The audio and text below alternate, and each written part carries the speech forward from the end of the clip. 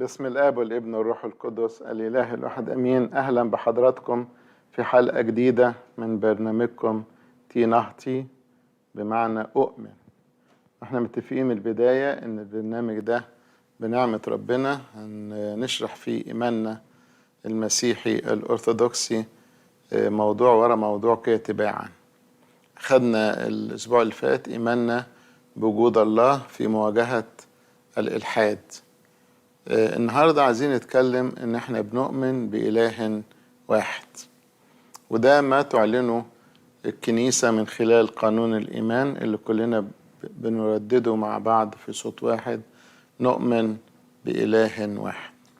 والكتاب المقدس يعلن بوضوح في العهدين القديم والجديد إن احنا بنؤمن بإله واحد، زي ما جه على سبيل المثال في سفر التثنية: اسمع يا إسرائيل، الرب إلهنا رب واحد. وأنا أحب أديكم واجب كده تعملوه.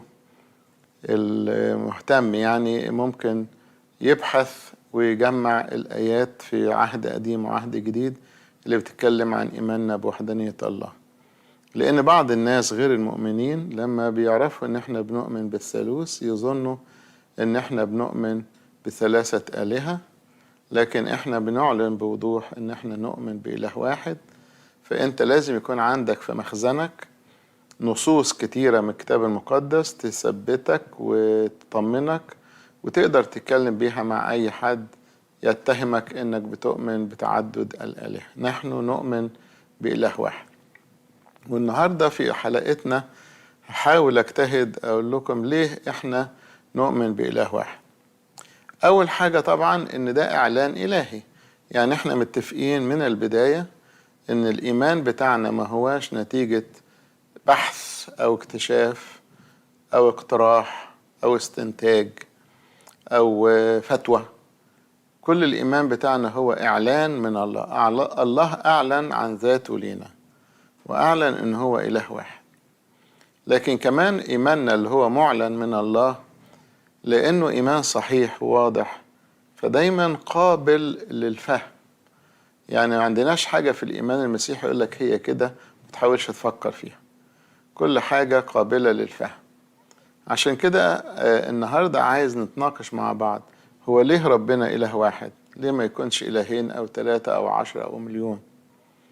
أول حاجة إن الله هو خالق كل الأشياء. نحن نؤمن أن الله هو خالق كل الأشياء. فإذا وجد إله آخر كان هيعمل إيه يبقى إله بدون عمل؟ في إنجيل يوحنا يقول كل شيء به كان وبغيره لم يكن شيء مما كان. إذن هو خالق كل الأشياء، ومدام هو خالق كل الأشياء لا احتياج لوجود إله آخر. هيعمل إيه؟ تقول لي طيب الناس اللي كانوا بيؤمنوا بتعدد آلهة ليه فكروا في تعدد آلهة؟ أقول لكم ليه. إحنا عشان البشر محدودين في قدراتهم وفي مهاراتهم، فأحيانا الناس بتسقط الفكرة دي على الله نفسه. هديكم مثل: لما يكون واحد عايز يبني عمارة محتاج تخصصات متعددة. محتاج واحد يحفر أساسات ويرمي خرسانة في أساس الأرض، وبتاع الأساسات غير الخرسانة بتاعة العمارة نفسها، وبتاع الخرسانة غير الطوب، غير بتاع المحارة، غير الدهانات، غير البيبلط، غير الكهرباء، غير الصحي. المهندس المدني غير المهندس المعماري، بتاعة الديزاين انتيريور اكستيريور ده غير ده. كل واحد في مجاله بيبقى شاطر وجايز ما يقدرش يفتي في مجال زميله. يمكن يكون ده الفكرة اللي خلت البشر البدائيين يظنوا ان في آلهة كتير، لانهم مش متخيلين ان في إله يعمل كل حاجة. المثل اللي انا قلته ده في مجال المباني، بس اشحال بقى في مجال الطب مثلا، مجال القانون، اللغات. المقاول اللي ماسك عمارة لو عنده واحد من الفوعلية اتعور مش عارف يعالجه، لازم يوديه المستشفى فيها دكتور هو اللي يعالج، والدكتور لو لقى فيها حاجة مش تخصصه بيحوله لحد تاني. فإحنا في خبرتنا الإنسانية محدش يقدر يعمل كل حاجة لوحده، لازم ناس كتير تعمل حاجات كل واحد في تخصصه. فده اللي خلى الناس تفكر في تعدد الآلهة. لكن في الحقيقة لو كان كده، لو كان الله الخالق مش شاطر في كل حاجة، يبقى إله عاجز ومحدود وجاهل في بعض التخصصات والمجالات. يعني أنا شخصيا مثلا جاهل في مجال ميكانيكا السيارات ومجال المباني ومجال الطب ومجال القانون، مجالات كتير ما بفهمش فيها، أبقى جاهل من جهتها ومحتاج حد تاني ينصحني، يقول لي الحاجة دي عشان تعملها بنصحك بكده، أو أنا أسلمها لحد يعملها لي، إذا كانت قضية ولا تسجيل مبنى ولا أي حاجة. بنحتاج آخرين في مجالات إحنا ما نفهمش فيها. عشان كده لو كان الله مش هيقدر يعمل كل حاجة، يبقى إله إزاي؟ ما هو الإله لازم يكون قادر على كل شيء وخالق كل الأشياء. عشان كده المزمور بيقول بكلمة الرب صنعت السماوات وبنسمة فيه كل جنودها. هو الله يعرف كل شيء ومتخصص في كل شيء ويخلق من العدم كمان. يعني التخصصات اللي احنا شرحناها، لما اجي لواحد اقول له ابني لي عمارة، يقول لي فين الارض؟ اقول له ما عنديش ارض. طب هات ارض وانا ابنيها لك. طب محتاجين بقى طوب، ما عندناش طوب، اشتري طوب واحنا نبني. اشتري اسمنت، هات حديد مسلح، هات. ففي مواد اولية لازم يجيبها المقاول عشان يبتدي يبني. لكن مفيش حد هيقدر يعمل حاجة من العدم. دي الأم في المطبخ لما تيجي تطبخ لازم نجيب لها المواد الأولية، وإلا هتطبخ إزاي؟ الله وحده هو اللي خلق الكون من العدم، وهو قادر على كل شيء وفاهم في كل التخصصات. الواحد لما يبص على الخليقة، فاكرين المرة اللي فاتت لما قعدنا نتأمل فيها، ربنا فاهم في الكيمياء وفاهم في الفيزياء والقوانين بتاعت الجاذبية والرطوبة والحرارة، وفاهم في الطب ووظائف الأعضاء، فاهم في عالم الحيوان وعالم النبات، فاهم في الفضاء والكواكب، في كل حاجة كل حاجة. لو كان في مجال معين الله ما يعرفوش، يبقى إله ازاي؟ عشان كده احنا بنعرف ان هو إله واحد لأنه عمل كل حاجة. لو في إله آخر هيعمل ايه؟ ولو في إله عمل حاجة وإله عمل حاجة تانية، يبقى الاتنين مش، لا ده إله ولا ده إله. ليه؟ لأنه في حاجة هو يعجز عنها ما يعرفش يعملها. فالله خالق كل الأشياء وعمل كل شيء من البداية بمنتهى الدقة والنظام والخطة والهدف والحكمة، حكمة عالية جدا ومش محتاج مساعد. يقول معلمنا بولس في كولوسي 1:16: فإنه فيه خلق الكل، ما في السماوات وما على الأرض، ما يرى وما لا يرى، سواء كان عروشا أم سيادات أم رياسات أم سلاطين، الكل به وله قد خلق. فالله هو خالق كل الأشياء، وبالتالي يبقى مش محتاجين إله آخر يساعده في حاجة، لأنه إله كيف يحتاج مساعد؟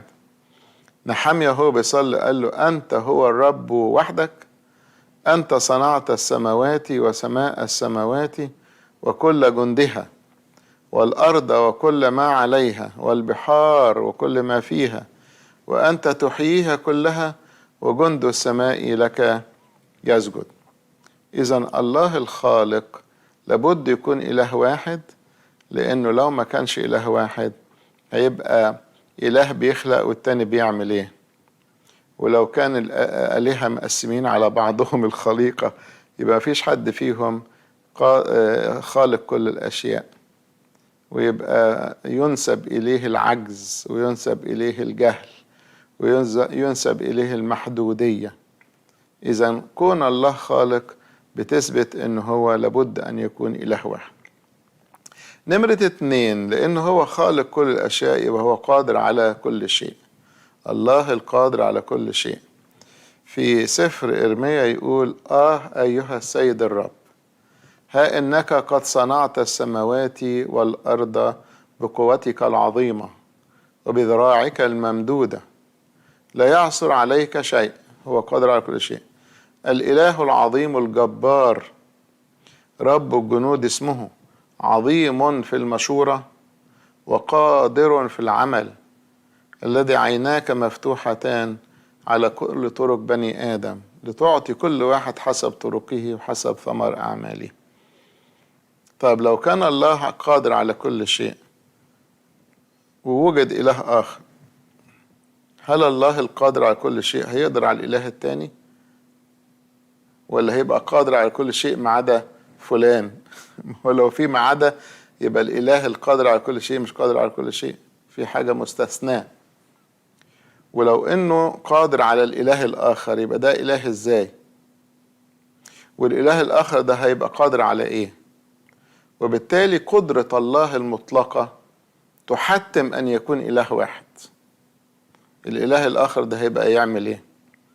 عشان كده ربنا لما تكلم مع إبراهيم في سفر التكوين قال له أنا الله القدير، سر أمامي يكون كاملا. كلمة القدير في اللغة العربية معناها كثير القدرة. ولما ظهر ربنا لموسى زمان قال له أنا ظهرت لإبراهيم وإسحاق ويعقوب بأني الإله القادر على كل شيء. وبعدين قال لموسى أن أنا اسمي يهوه، الإله القادر على كل شيء. نرجع تاني ونفكر فيه، لو هو قادر على كل شيء يبقى ازاي في إله آخر ينافسه أو يتقاسم معه القدرة؟ ما أنا قادر على كل شيء، يبقى الآخر ده هيعمل إيه؟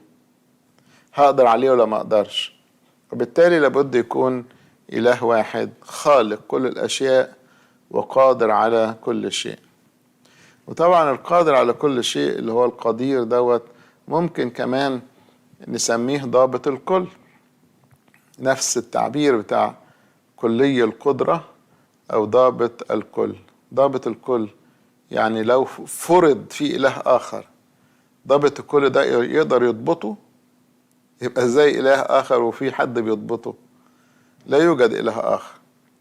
ولو هو خارج قدرة الإله في إنه يضبط الآخر يبقى ازاي ده ضابط الكل وفي واحد مش قادر عليه؟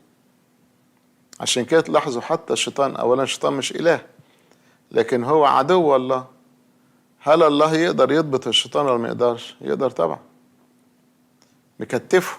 يقول لك رأيت الشيطان ساقطا من السماء مثل البرق. فالله قادر على كل شيء وضابط كل الأشياء. حاجة ثالثة، أن الله كائن في كل مكان. لو هو كائن في كل مكان وفي إله آخر يبقى فين؟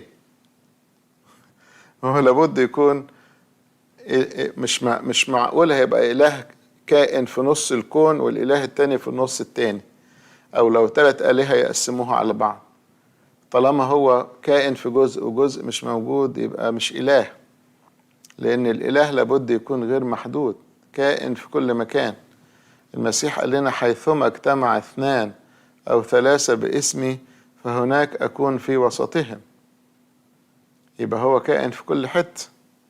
وقال لنا ها أنا معكم كل الأيام إلى انقضاء الدهر.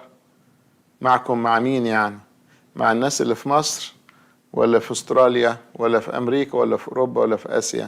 في كل مكان. إذن الله معنا وكائن في كل مكان في كل زمان. لو وجد إله آخر فرضا هيبقى فين؟ في سفر الملوك الأول يقول له سليمان وهو بيدشن الهيكل، بيسأل هل يسكن الله حقا على الأرض في الهيكل ده؟ هو ذا السماوات وسماء السماوات لا تسعك، فكم بالأقل هذا البيت الذي بنيته.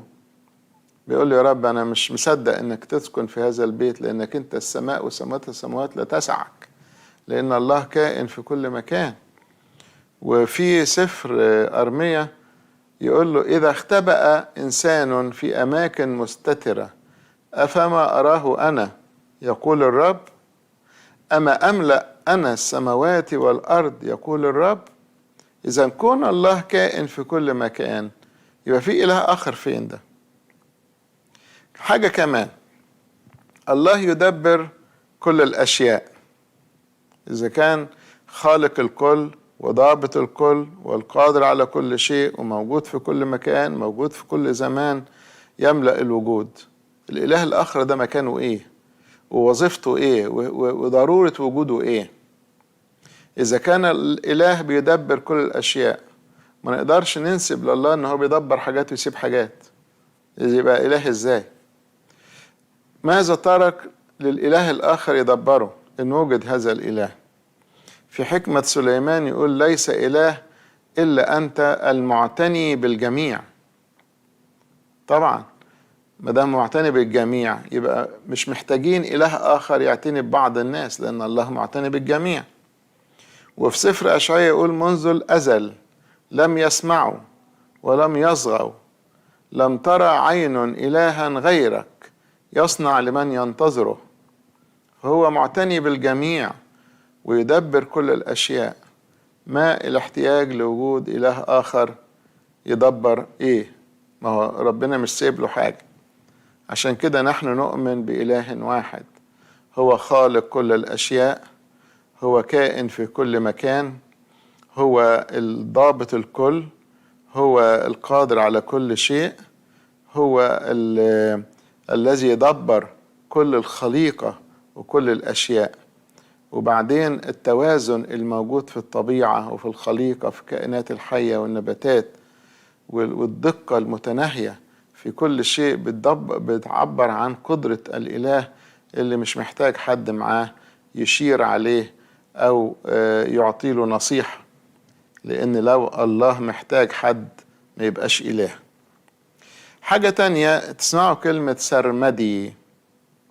سرمدي معناها ليس له بداية ولا نهاية.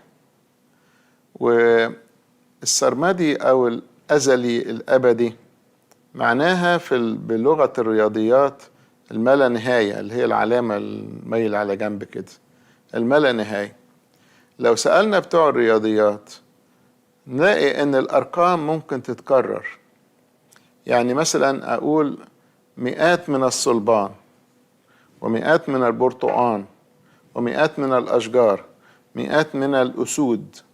الأرقام تتكرر. ألوف من الملائكة، ربوات من القديسين.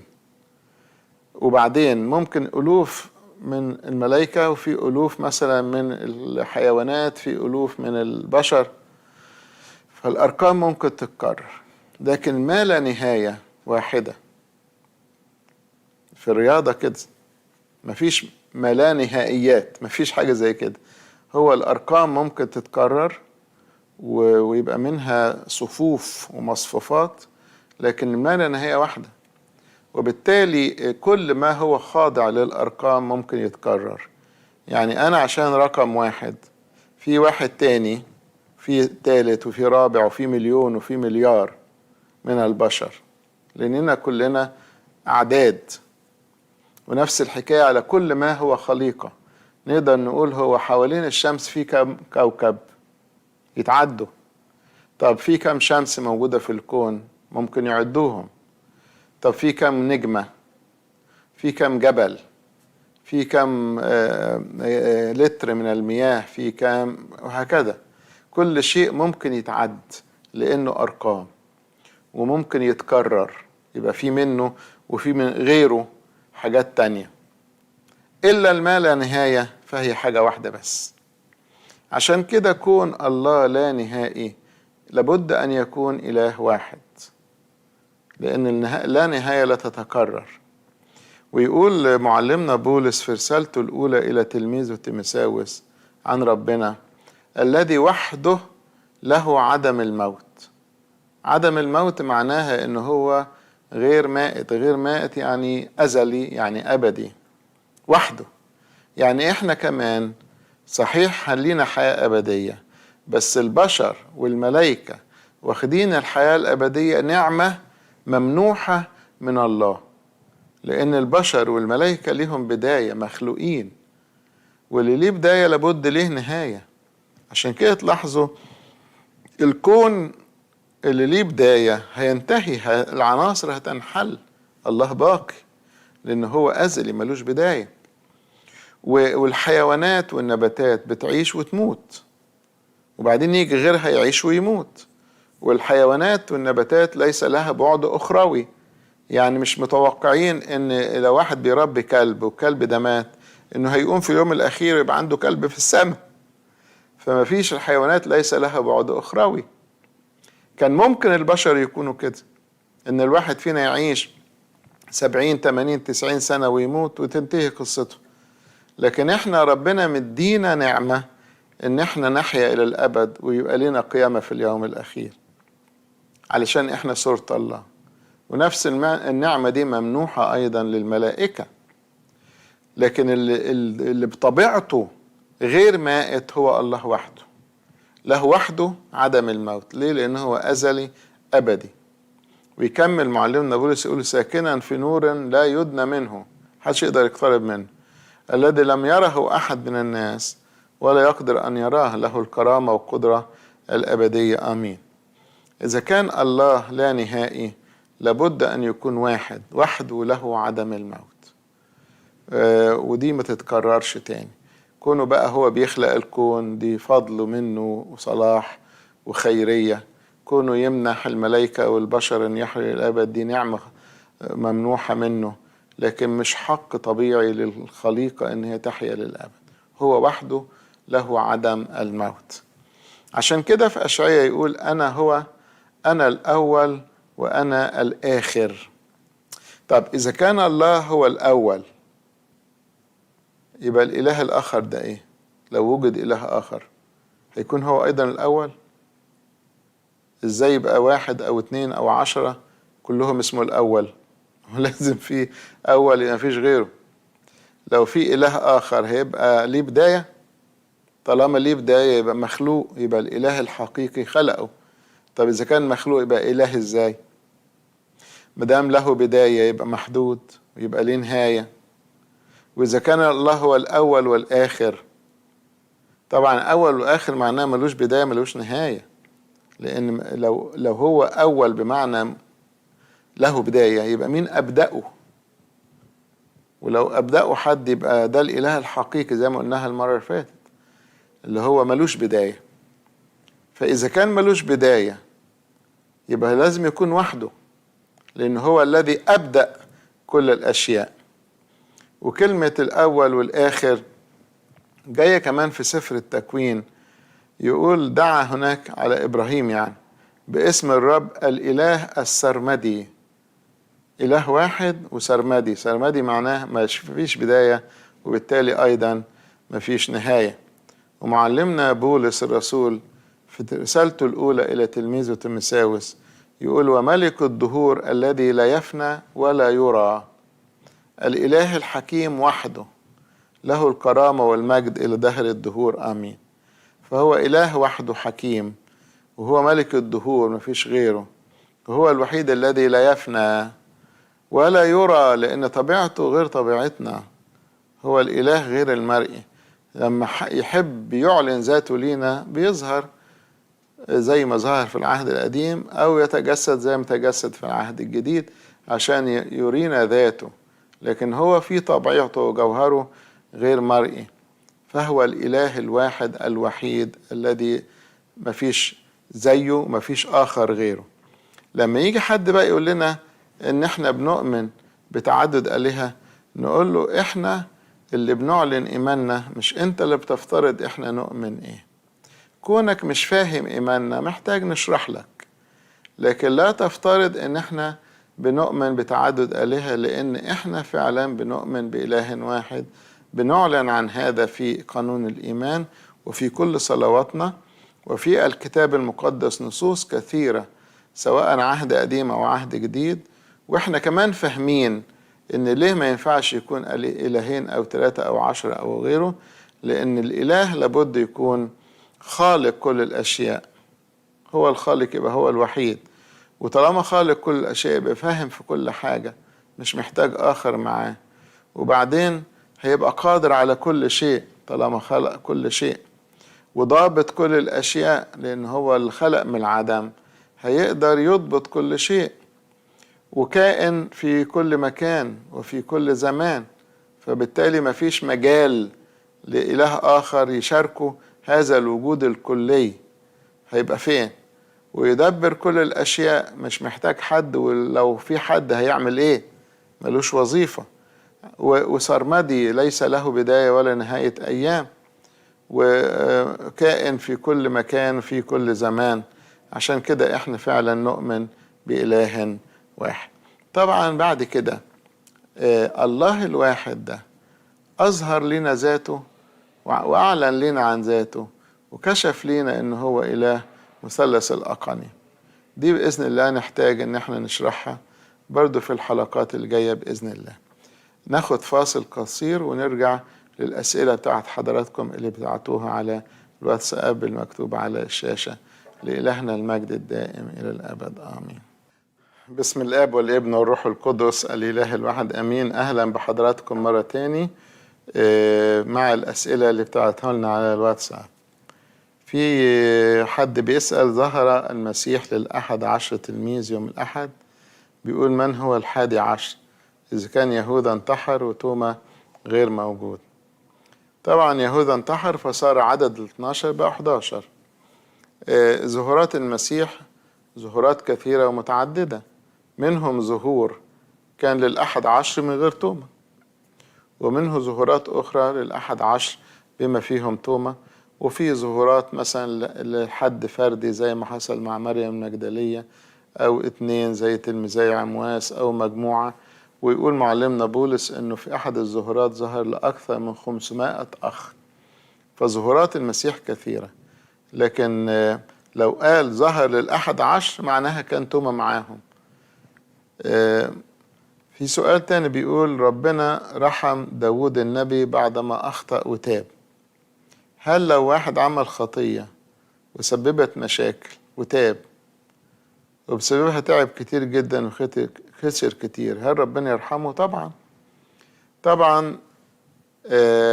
ربنا بيغفر ويسامح ويرحم، وأحيانا يعالج كمان نتائج خطايانا، ويطبطب علينا ويطبطب على الناس اللي احنا جرحناهم بأخطائنا. كل حاجة ليها علاج، مفيش حاجة ربنا يقول مش هقدر أعملها. إن المهم إن احنا نترك خطايانا ونرجع لربنا ونسلم أمورنا ليه، وهو قادر إنه يعالج ويداوي إلى المنتهى. حد باعت سؤال بس كاتبه بالإنجليزي: Please forgive me, I can't type in Arabic. I have a question please. Is it a sin that we pray at the Wailing Wall when we visit Jerusalem? If yes, can you please let me know why? God bless you.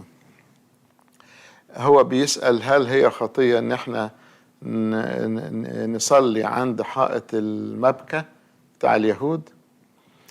حائط المبكى هو أحد بقايا هيكل سليمان، واليهود بيروحوا هناك يصلوا ويبكوا علشان على التاريخ المجيد بتاعهم اللي زال وضاع. فإحنا يعني إيه الهدف إن إحنا نصلي هناك ونبكي زي اليهود؟ إحنا الهيكل بتاعنا هو الهيكل المسيحي.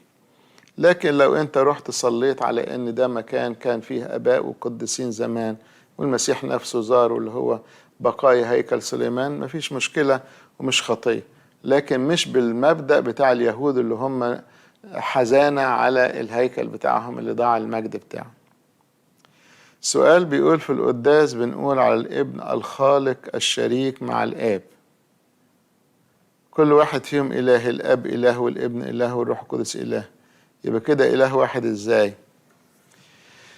بصوا، احنا النهاردة اتكلمنا عن الإله الواحد، لكن هنتكلم في حلقات جاية بإذن الله عن الثالوث وإزاي الثالوث هم إله واحد. لكن مبدئيا ما يشرح سر الثالوث 3 كلمات: المساواة والتمايز والشركة. 3 كلمات: المساواة في الجوهر، يعني الآب والابن والروح القدس هم جوهر واحد. التمايز يعني الآب غير الابن غير الروح القدس من حيث الأقنوم، ودي هتتشرح بتفاصيل. والشركة في العمل، عشان كده لما نقول الابن الخالق الشريك مع الآب بتعبر عن العمل المشترك. كل ده هيتشرح بنعمة ربنا بتفاصيل في المرات اللي جاية. سؤال عايز أعرف: في فترة 50 يوم بعد القيامة يعني، أين كان السيد المسيح ولماذا لم يقبض عليه اليهود مرة ثانية؟ وما هي أهم أعماله؟ هو فترة 40 تقصد، لأن هو بعد 40 صعد للسماء خلاص، في 10 أيام الأخيرة من 50 صار المسيح في السماء وإلى الأبد. لكن في فترة ما بين القيامة والصعود كان على الأرض يظهر ويختفي، عايش على الأرض، ما كانش يطلع السماء وينزل، لأن إحنا عارفين حسب ما بولس الرسول قال في رسالة العبرانيين أنه دخل إلى الأقداس العليا مرة واحدة. المرة دي كانت في اليوم 40 اللي هو عيد الصعود، وهيخرج منها مرة واحدة اللي هي المجيء رقم 2. طيب ليه اليهود لما يقبضوا عليه؟ هيقبضوا عليه ازاي وليه؟ هو خلاص أصبح خارج نطاق الطبيعة الإنسانية العادية اللي عايشة على الأرض. هو صار جسده اسمه جسد القيامة، غير قابل للألم وغير قابل للموت وغير قابل إن هو يكبر في السن، وما بيجوعش ما بيعطش ما بينامش. أخذ الطبيعة اللي هي هدها لنا احنا كمان في أجسادنا لما نقوم. فبالتالي هيقبضوا عليه ازاي؟ إذا كان هو لما كان عايش على الأرض قبل الصليب لما كانوا ييجوا يقبضوا عليه ما يقدروش بقدرته الإلهية، ما كانوا ياما رفعوا حجارة عايزين يرجموه ويجتاز في وسطهم ويمضي هكذا. مرة أخدوه فوق الجبل عايزين يحدفوه من الجبل ما قدروش. المرة الوحيدة اللي قدروا عليه كان بإرادته، قال لهم هذه ساعتكم وسلطان الظلمة. فالمسيح ما كانش خايف من اليهود بيستخبى، ما كان موجود باستمرار في الهيكل وفي المجامع وفي كل مكان، وقال لهم كده أنا كنت في طول الوقت بتكلم جهارا، ما قدروش يقبضوا عليا، جايين لي دلوقتي بعساكر وجنود وجماهير من الناس. فهو لما قبضوا عليه كان بإرادته وبسماحه. طلع لهم قال لهم من تطلبون؟ قالوا يسوع الناصري. قال لهم أنا هو، اقبضوا عليه. فبإرادته. إذا كان لسه عايش على الأرض قبل الصليب ما كانوش يقدروا يقبضوا عليه إلا بإرادته. أنت عايز بعد ما مات وقام وبقى بالجسد الممجد بتاع القيامة أو الطبيعة الممجدة في نفس جسده المولود من العذراء يقدروا يقبضوا عليه؟ طب إيه بقى أهم أعماله؟ كان يظهر للتلاميذ زي ما ذكر في سفر الأعمال، يتكلم معهم عن الأمور المختصة بملكوت الله. ملكوت الله على الأرض هو الكنيسة. فإحنا بنعرف أن المسيح لما قعد 40 يوم كان يتكلم مع تلاميذه عن تدبير الكنيسة. كل ما في الكنيسة من نظام وترتيبات وضعها الرب، ودي قالها القديس أثناسيوس الرسولي في كتاب اسمه رسائل الروح القدس. قال كل تعليم كل تقليد في الكنيسة هو من البداية وضعه الرب وكرز به الرسل وحفظه الآباء.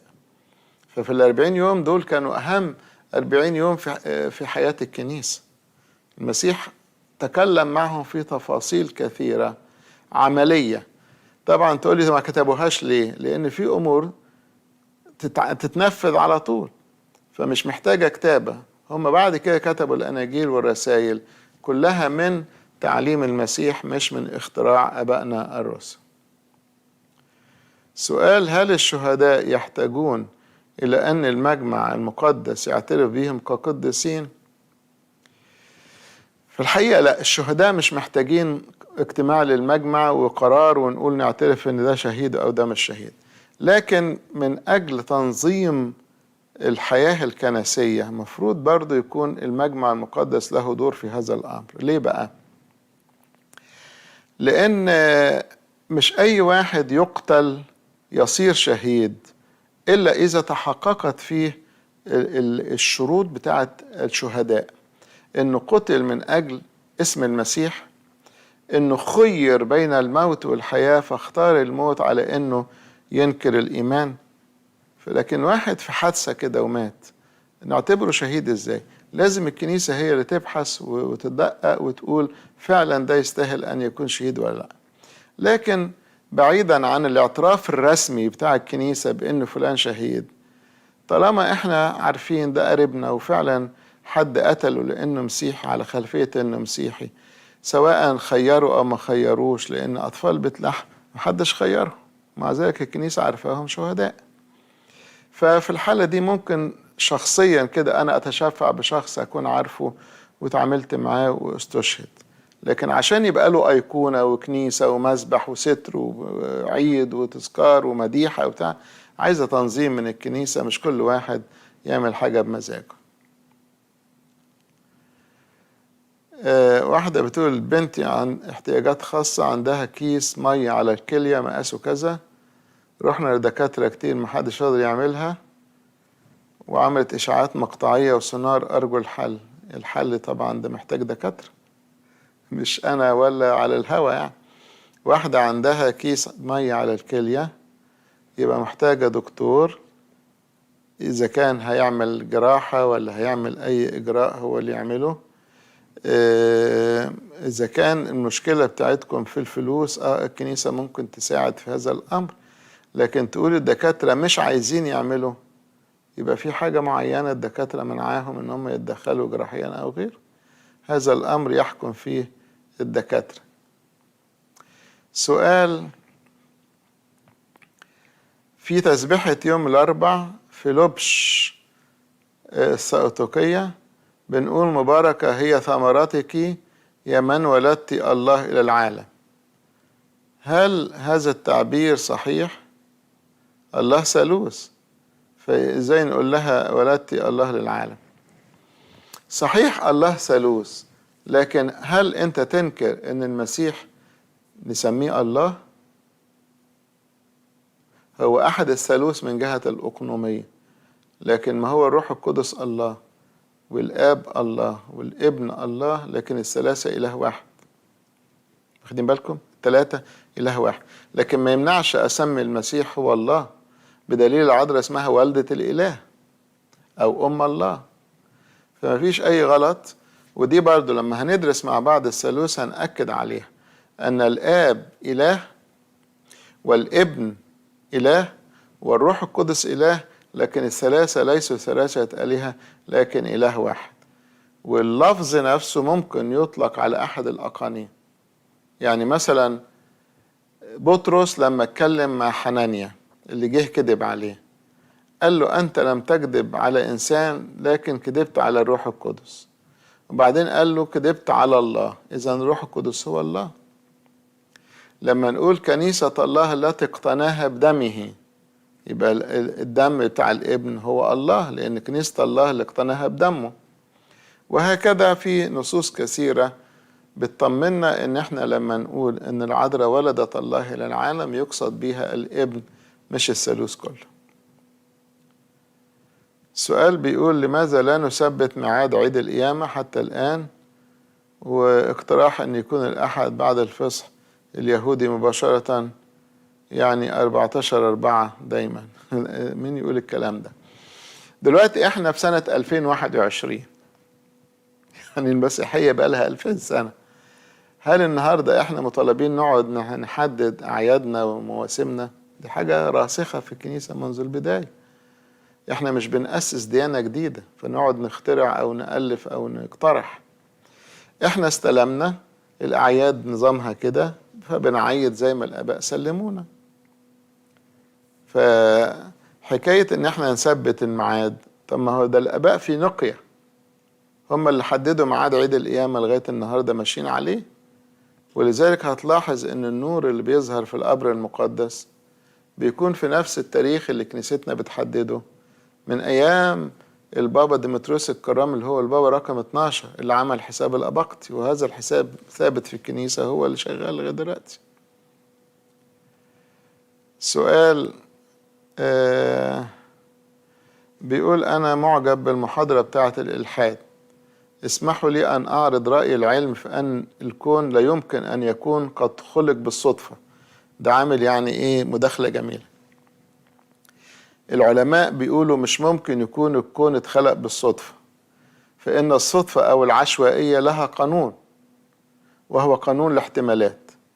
فإذا افترضنا أن هناك طفل اسمه ماركو لا يعرف القراءة وأخذ يضغط على زراير الكيبورد بشكل عشوائي، احتمال أن يكتب اسمه، يعني هو بيكتب كده بطريقة عشوائية على الكيبورد، احتمال بقى ان الكتابة تطلع صدفة اسمه ماركو. الاحتمال دوت 1 مقسوم على 28 في 27 في 26 في 25 في 24، أي مقسوما على 2 4 6 11 مليون 793 600. ليه؟ هو ليه بيقول الحكاية دي؟ حروف اللغة العربية 28 حرف، فأنا عشان يكون أول حرف صدفة حرف الميم اللي هو أول حرف في ماركو، هيبقى 1 على 28. عشان يبقى تاني حرف صدفة إن هو ألف اللي هي ميم ألف ماركو، هيبقى 1 على 28 من الزراير. بس خلي بالك عشان يجي ميم وراها ألف شغلانة كبيرة. فبيقول لك عشان كده الاحتمال عشان يكتب كلمة ماركو بطريقة عشوائية واحد ما بيعرفش، النسبة بتاعتها 1 على 11 مليون 793 و600، وهو عدد ضئيل جدا جدا، مما يؤكد أن الصدفة لا يمكن أن تخلق مصنوعات بمثل هذا التنوع والترتيب العجيب. اللي بعد دي اسمه بهجت بشرى، مدرس الرياضيات بالمعاش وخادم بكنيسة ماري جرجس بالزقازيق. عامل زي في مرة واحد قال كده برضه، يمكن سمعتها من المتنيح أنبا بشوي، بيقول لو أنا جبت ورق صغير كده مكتوب فيه حروف، عدد كبير من الورق وكل الحروف متكررة، ومسكت الورق ده رميته لفوق ونزل على الأرض، ما هو احتمال إن ألاقي الورق نزل مكتوب فيه شعر؟ مش ممكن. الحروف ازاي تترصص جنب بعضيها تعمل كلمات، والكلمات ازاي تعمل جمل، والجمل ازاي تكون شعرية فيها سجع وفيها، مش ممكن العشوائية تعمل نظام. انا جبت الحروف برميها فوق وتنزل لوحديها، ازاي تكتب موضوع انشاء، ازاي تكتب مقالة علمية؟ علشان تبقى الحاجة مترتبة المفردات موجودة عندي، لكن لازم في عقل وفي رؤية. قلت لكم المرة اللي فاتت حكاية الكومودينو، جنبك درج حاطط فيه حاجاتك، قلعت الساعة وحطيتها وانت نايم، وبعدين مديت ايدك كده في الضلمة بتدور على الساعة، ايدك جت على قلم، ايدك جت على النضارة، ايدك جت على حاجات كتيرة، والساعة بتلوش عشان تجيبها مش عارف، هتقوم تنور النور وتبص تجيبها على طول. فالعشوائية مش ممكن تعمل نظام ومش ممكن تنجز، لكن لو في عقل وفي رؤية الإنجاز في لحظة. فكون الكون ده مترتب ومتنظم ومهدف يبقى في عقل بيعمل حاجة برؤية. تخيل واحد جاب طوب وراح رماه كده ونزل بقى عمارة، ازاي يعني؟ عمارة فيها صحي وفيها كهرباء وفيها وصلات نت بكده بالعشوائية؟ ده لازم يبقى في خطة وفي حد قاعد يفكر ويعمل وينظم، وبعدين العمل نفسه يبقى بترتيب وبعقل وبحكمة وبإنجاز. العشوائية ما تعملش نظام. سؤال: ما وضع العلامة أوريجانوس في الكنيسة الأرثوذكسية؟ يقولوا أن العلامة أوريجانوس هو لغز التاريخ، راجل كان دماغ كبيرة جدا، عمل إنجازات يعني يندر إن في بني آدم يعملها لوحده في عمره.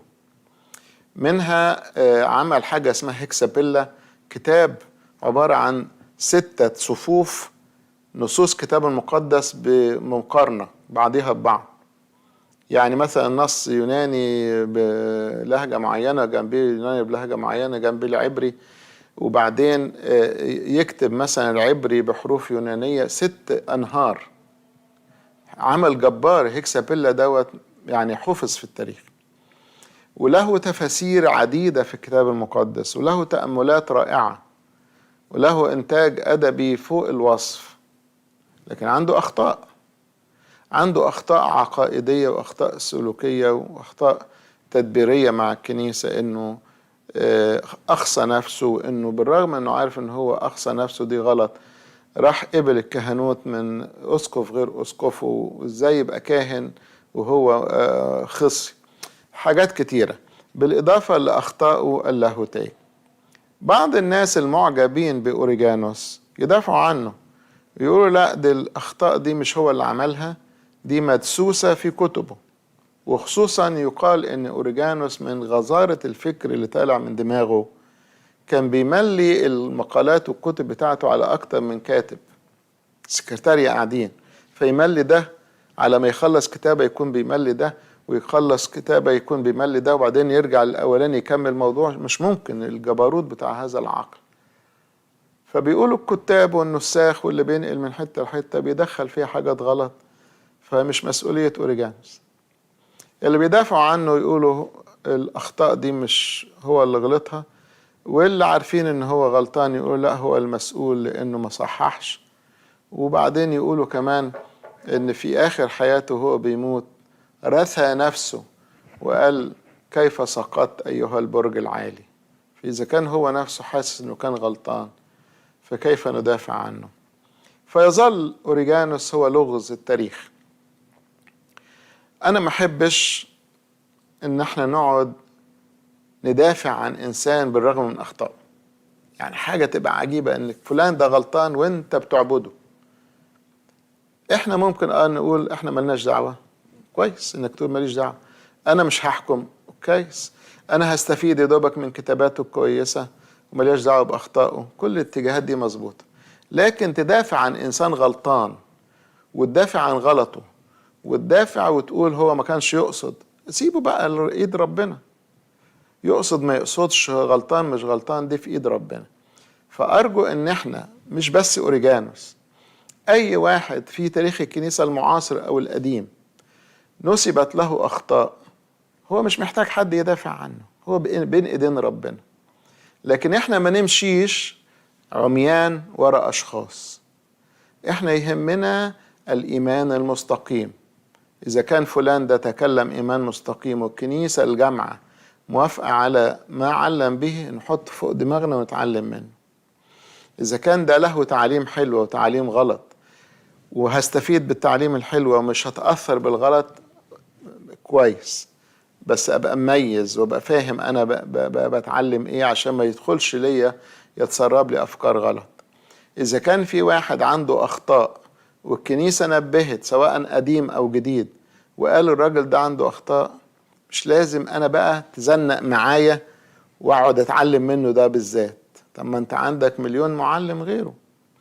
فأوريجانوس في الأول في الآخر هو بين إيدين ربنا. لما نروح السماء هنشوف وضعه إيه. ولذلك الكنيسة ما سمتهوش القديس ولا الأب، سمته العلامة زي ما حضرتك كتبت في السؤال، هو لغز التاريخ.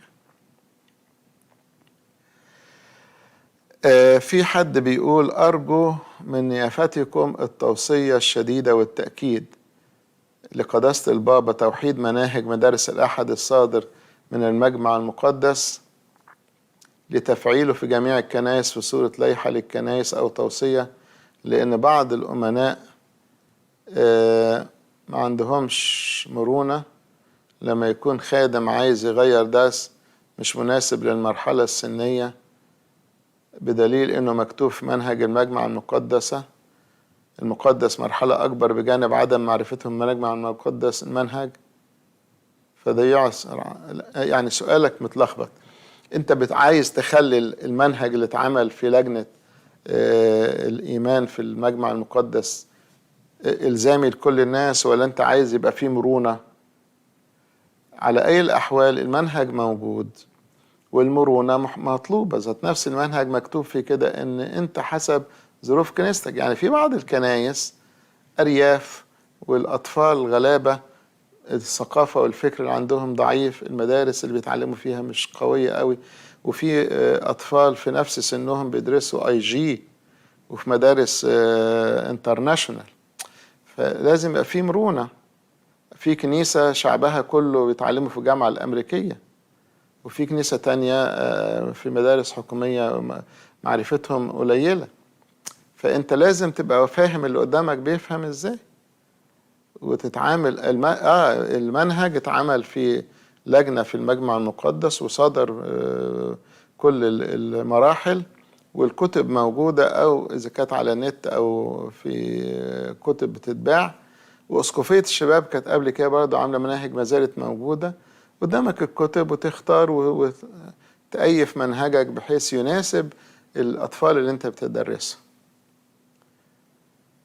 سؤال، واحدة بتقول أنا كنت عايزة أعرف إيه اللي يثبت أن اللاهوت لم يساند الناسوت في الآلامات التي احتملها. لو أنت عايزة تقول ساند الناسوت بمعنى أن محسش بالآلام، أمال هو جاي ليه؟ ما هو جاي عشان يتحمل الآلام نيابة عنا. لو هو مش عايز يتألم ما يجيش، لكن هو جاي مخصوص، قال لأجل هذا أتيت. فإذا كان أشعياء تنبأ عنه في أشعياء 53 إن هو مسحوق لأجل أثامنا، تأديب سلامنا عليه، فإزاي يكون أما يجي عنده الألم اللاهوت يحوش؟ وبعدين إذا كان اللاهوت هيحوش الألم، ليه المسيح في بستان جثماني قال إن أردت أن تعبر عني هذه الكأس؟ هو عارف إن في آلام يسوع وهو عالم بكل ما يأتي عليه. فالمسيح كان لازم يتحمل الآلام كاملة من أجل البشر. وإحنا في أسبوع البسخة بنسبح المسيح، نقول له المسيح مخلصنا جاء وتألم لكي بآلامه يخلصنا. فآلام المسيح آلام مخلصة ومحيية زي ما بنقول في صلواتنا، بحبوره شفينا، فجراحات المسيح تشفينا، آلام المسيح ترفع عننا الآلام. هو جاء عشان يشاركنا في آلامنا فتذوقها، عشان فيما هو تألم مجربا يبقى قادر أن يعين المجربين. فإحنا نحس إن المسيح شاركنا في الألم، ما نتذمرش لما يكون في ألم، أحس إن هو كمان حاسس بيا لأنه هو نفسه تحمل الآلام. حد بعت رجاء صلاة من أجل حفيدي، ربنا معكم جميعا وجميع الطلبة. طبعا احنا الأسبوع الجاي هيكون الثانوية العامة، كلنا نصلي من أجلهم علشان ربنا يساعدهم ويفرحهم ويحقق لهم أمانيهم. حد بيقول عايز أسأل عن فكرة ختان الذكور، هل هي فرض ولا اختيارية؟ في المسيحية لا يوجد شريعة اسمها الختان، دي كانت في اليهودية، احنا عندنا المعمودية. فختان الذكور حاجة طبية صحية ملهاش دعوة بالكنيسة ولا بالدين. إذا كان في العهد القديم ربنا أمر بيها كعهد ديني، فقطع هذه الغرلة من جسد الولد بتعبر عن عهد بين الله والإنسان. هذا الختان كان رمز للمعمودية اللي فيه بنخلع الإنسان العتيق، مش مجرد حتة جلدة من الجسم. فيظل ختان الذكور هو حاجة صحية الدكاترة بيوصوا بيها لأنها أحسن، لكن ختان الإناث هو جريمة لا يجب أن احنا نشترك فيها. حد آخر السؤال بقى عشان الوقت راح، بيقول أنا في مود اكتئاب مش عارف أخرج منه، ما عنديش ثقة كافية في نفسي. احنا نصلي لك أو نصلي لك إن ربنا يرفع عنك هذه الكآبة ويديك فرح في قلبك. ومتهيألي الصلاة والقعدة مع ربنا، خلوة، اعتراف، تناول، حضور تسبحة، الحاجات دي بتخرج الإنسان من المود الوحش. ربنا يبارك حياتكم. إلى اللقاء في حلقة قادمة الأسبوع الجاي بإذن الله. لإلهنا المجد الدائم إلى الأبد، آمين.